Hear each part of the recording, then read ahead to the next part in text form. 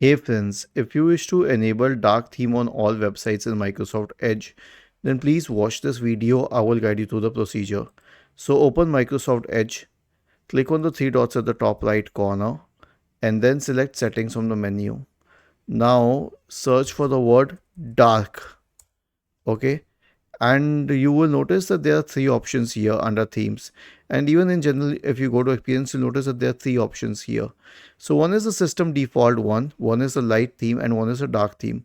System default means that it is not that the theme is dark for all the websites, but it depends on what the theme of the system is. So if you select dark, then it will make all the theme dark for all the websites, and you can check that. Try opening google.com,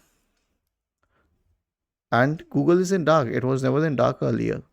Was this helpful? If yes, then please subscribe to the channel. If not, then let us know in the comment section of the video on how we could help you further. Thank you for watching this video and have a nice day.